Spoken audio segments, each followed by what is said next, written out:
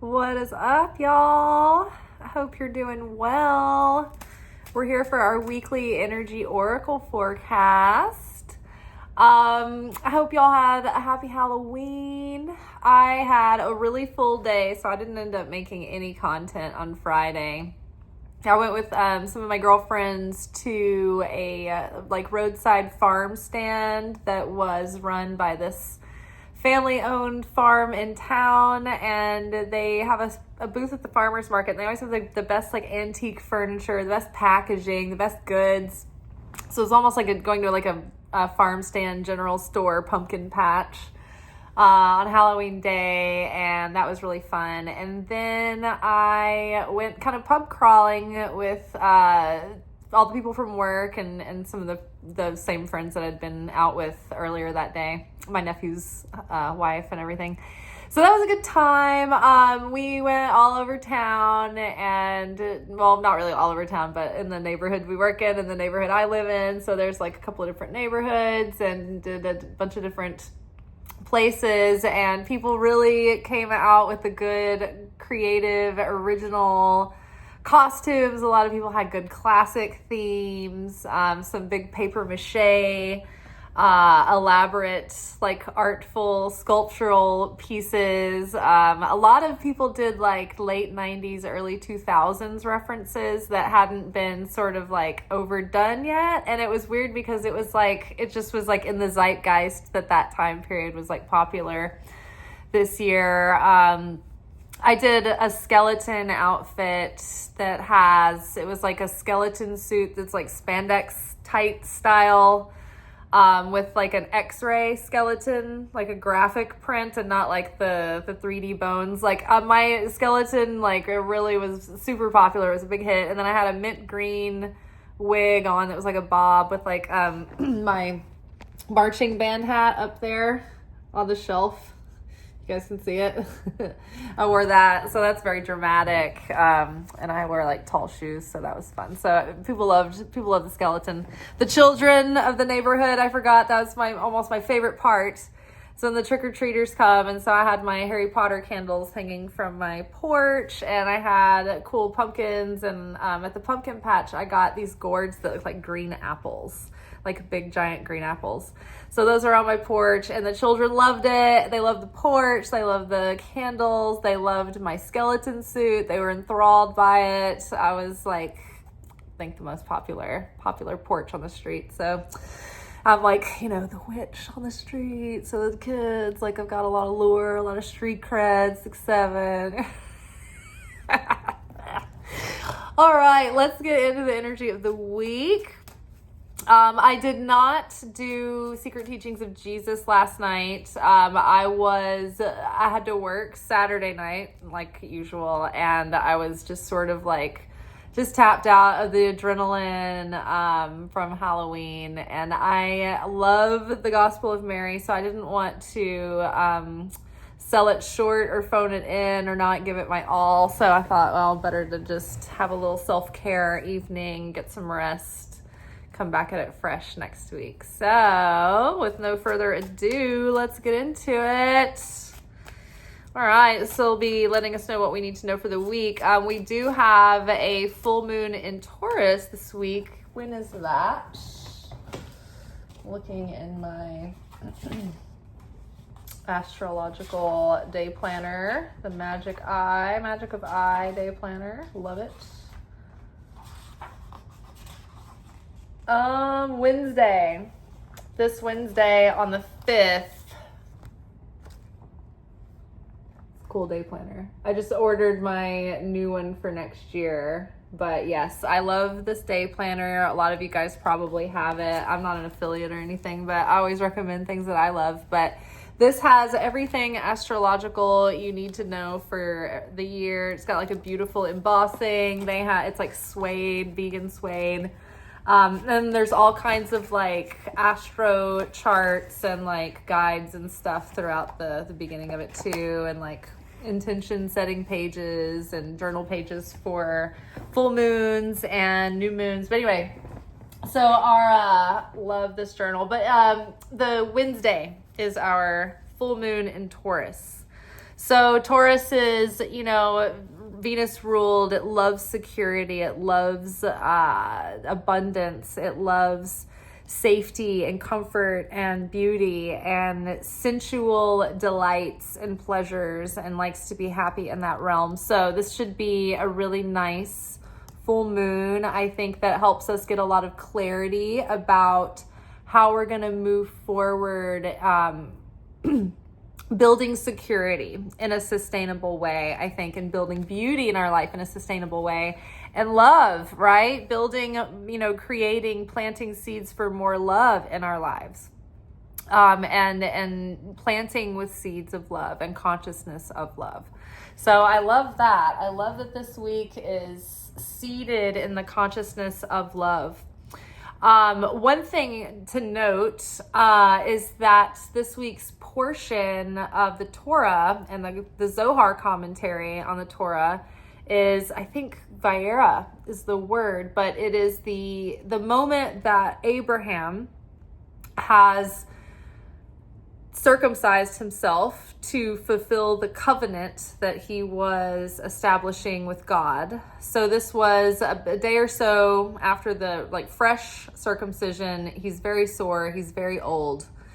And it's like a record-breaking hot day. And these visitors start approaching his village or his encampment or however, it was laid out, and he ran from the tent with enthusiasm to meet them and to greet them and to bring them in. And Abraham was the very first spiritual teacher, right? He was the one that established that it was a one God, right? In a polytheistic world, he was the first one to establish the monotheism, hence the God of Abraham, that the Abrahamic religions are all united under.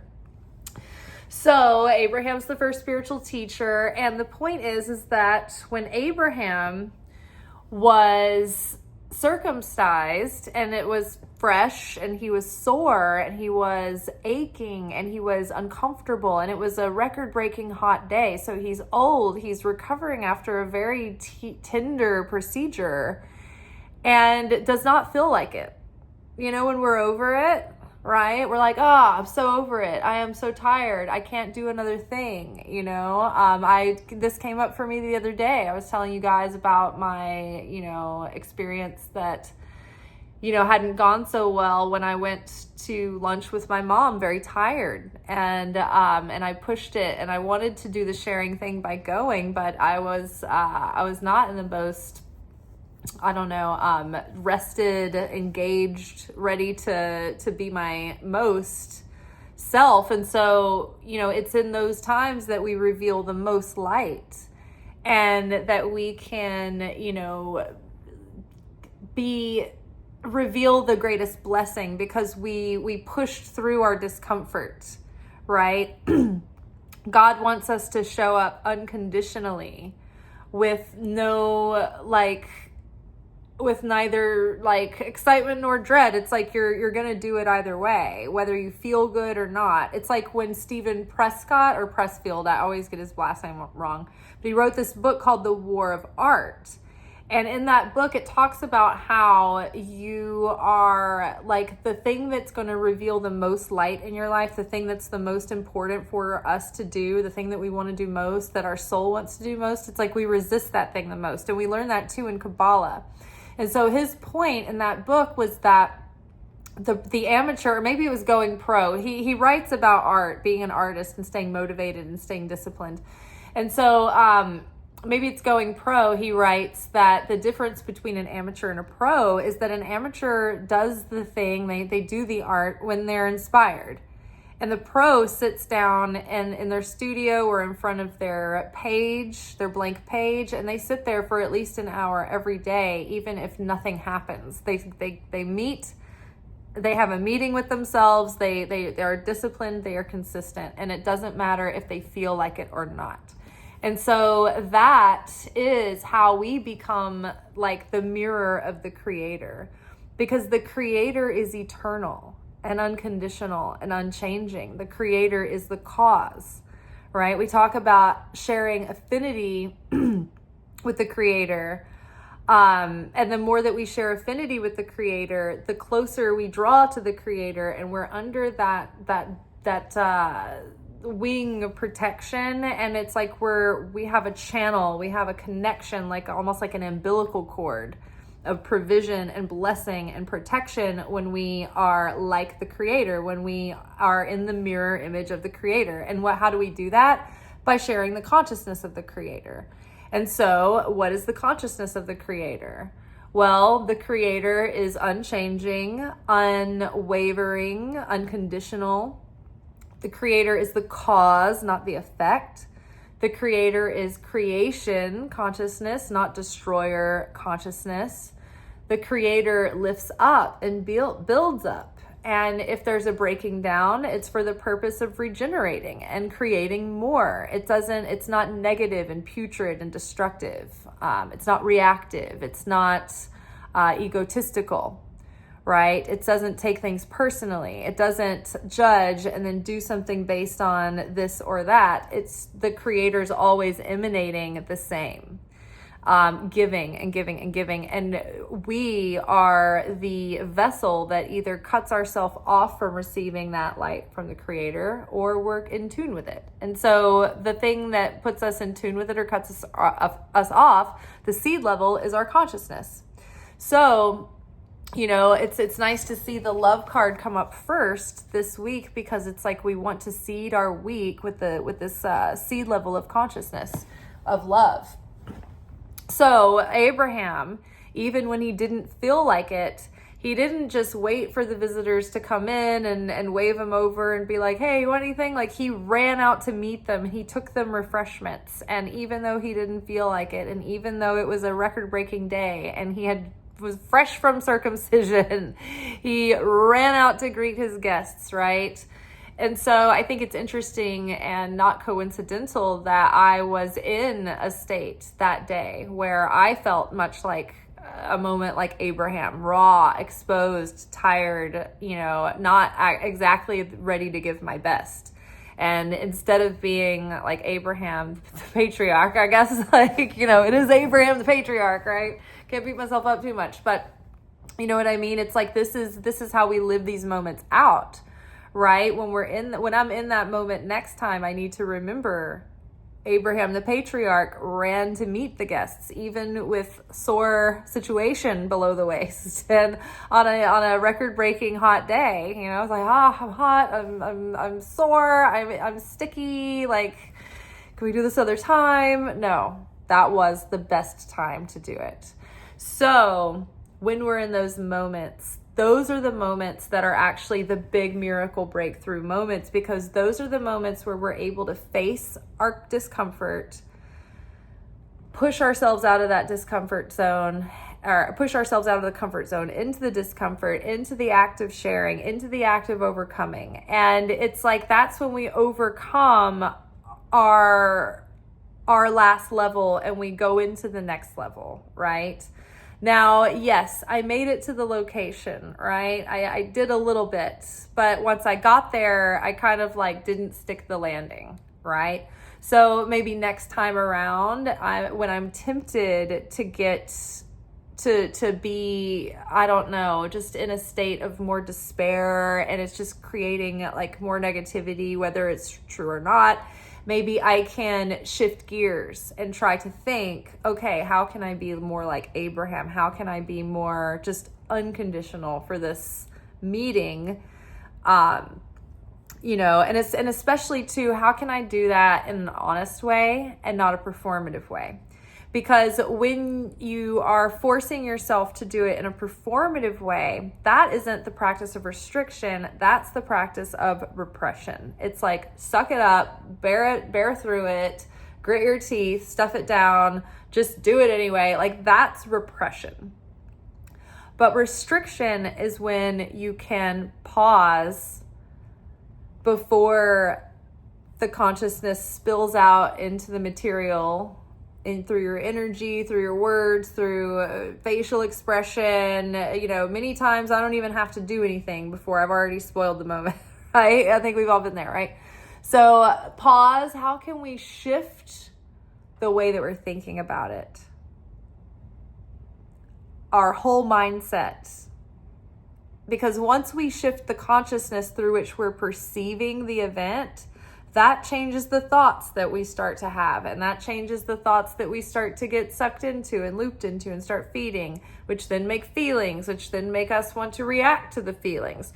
So it's like getting ahead of the ego, right? And thinking about that. So this portion of the week is, talking about how Abraham overcame his discomfort, his tiredness, his feelings of lack, to reveal that light, to be a vessel.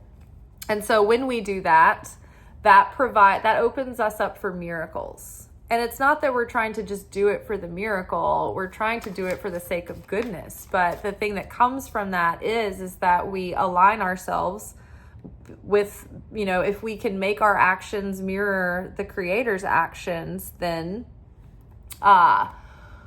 we're aligned vibrationally. And think about something like a tuning fork or a pitch, right? When something's in pitch, it. When something's off pitch, you're like, there's dissonance, right? So we have to vibrate in that way. And so this week, I think that there's a major lesson coming through, that we're healing through love, through shifting our consciousness using love. And then this is really part of a major tikkun assignment, tikkun correction. So, and this is aligned with our life purpose. And so I think when I see this, I think it's like almost like a jackpot, like all of a sudden all of the chakras turn on. You see like those like slot machines, or like a machine, or like an arcade game going off. And it's like, blah, blah, blah, blah. All the little lights and bells and whistles, we're being activated, and we're aligning with something that is part of our big grand scheme, part of our big life purpose, right? So if life is like a big script, something pivotal might be seeded or unfolding this week. This is like, we may not even see it. It may be happening behind the scenes, out of our awareness.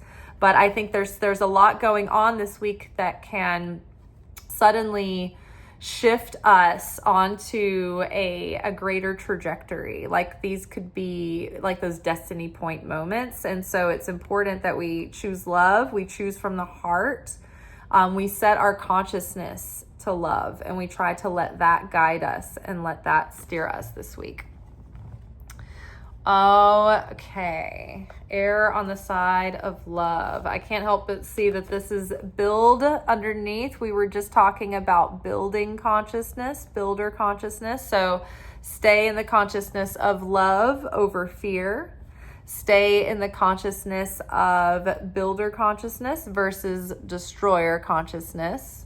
You don't want to tear down. You don't want to break down. You want to build up. You want to nurture. All right, filling this card here. Ooh, speak words of blessing and truth, right? Use your words wisely.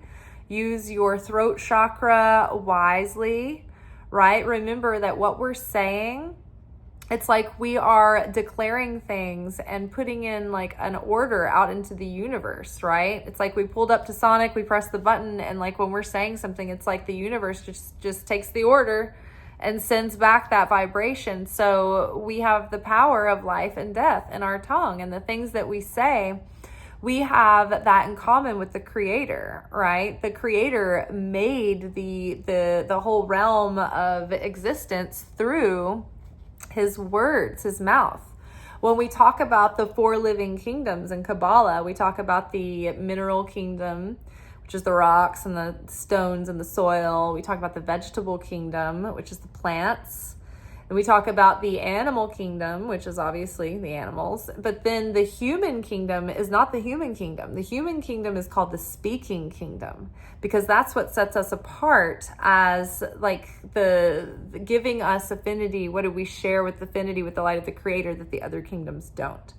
So we can speak things into being, and we can speak blessings into our reality, or we can speak curses into our reality. And remember, this year has the numerical value of the Hebrew word for judgment. So it's like this year, our consciousness and our words are going to have an immediate impact, and they're going to reflect that energy back.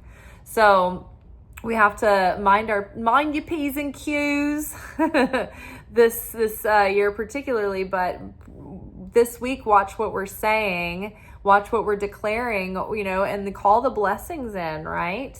It's also important that we walk our walk and we talk our talk, like we are in alignment, we are authentic, we are in integrity, right? We want to be in our truth, taking actions and keeping habits that are aligned with our real values. This might be a week where if you notice that your actions aren't aligned with what you say you're wanting and what you talk about wanting, then that might cause blockages in your throat chakra or in your ability to effectively communicate or use communications, so to speak.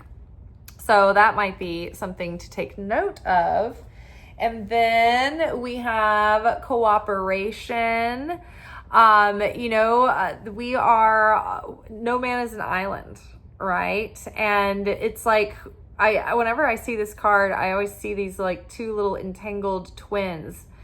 And it's like they're all jumbled up and crammed up together, and they have to learn to work together, right? And that's kind of what it feels like on this earth sometimes. It feels like we're all crammed in, we're all losing it, we're all at each other's throats, and we have to learn to work together, right? Even at my work, like when all the servers are in the past and we're all, doing our thing and trying to get to the different things that we need and trying to put the orders into the system. It's really intricate, and it's just, it's like we're under active fire. It is so stressful. I realized one time at work, and I was talking to my managers, and they're like, this is so true. Like, it is literally more urgent to work in a restaurant than it is to work in an emergency room. I have sat in an emergency room and watched people at death's door coming in and out, and nobody bats an eyelash, and they just keep their seat, and they're all calm, and no one's out of breath. And you would think, I don't know, it's so crazy. So yeah, so it can be sometimes we're all on top of each other, and when we're getting weeded, we can get, it's just so much stress, and it's so overwhelming to our nervous systems, right? And I think that's just a metaphor, though, for how humanity is feeling right now. And so I think that is the thing that's causing static, where this is a great week for manifesting. I mean, Taurus is a material sign, and it comes right after the birth of Aries, right? So it's like we're giving birth to something physical. We're giving birth because, Jupiter, Taurus is exalted by Jupiter or something like that. And so that Jupiter energy loves to expand, right? What we give it. And so if we make an effort, Jupiter's going to expand our efforts. There might be something going on with Jupiter right now or recent, either way. And that is going to have an effect on Venus themes of love, money, security, beauty. But I just, when we cultivate unity, then that creates more abundance and more blessing and more protection. But when we are seeding and creating division and separation and conflict, that actually breaks down our abundance and our peace and our blessedness and our protectedness, right? It exposes us to chaos. So one thing that was something that came up a bit of confusion around unity recently was that you can disagree and be in unity. In fact, disagreements are good for, challenging our stuck mindsets we get into and evolving and discovering and deepening our thoughts and understanding, right? We need to have disagreements. However, it's not, you don't want to wish harm on another, right? You don't have hatred towards the other person or wish ill on them. It's like you may not like their ideology, but you don't hate that person, or at least you can look to find the light in that person, even though it's difficult butting heads, right? But it's different than when you are venomous and you are,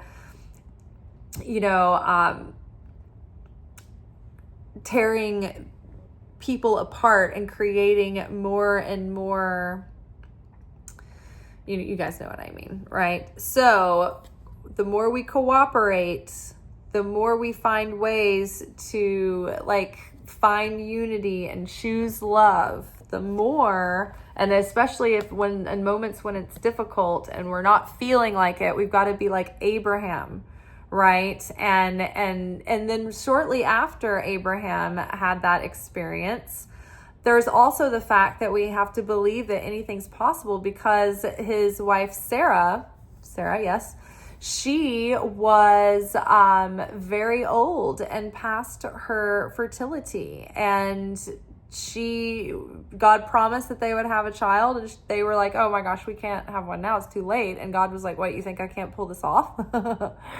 And so she did get pregnant after that within the year. So, being able to hold space for miracles and to believe, and if we can overcome our fears and our hard feelings and anything, negative and heavy and dark, we can overcome our comfort zone and extend and stretch and make an effort, keep ourselves in builder consciousness, then I think that big things are going to reveal some major things on our life path and with life purpose.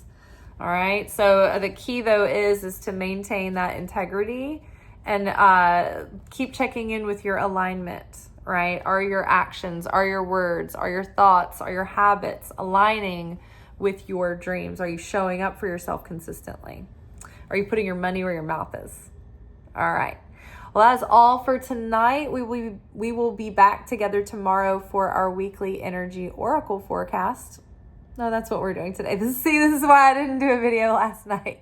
Tomorrow we will be back together for our weekly anchor message, where we will be getting our spiritual assignments and lessons for the week. All right, till then, peace on earth, y'all. Peace be with you. Ciao.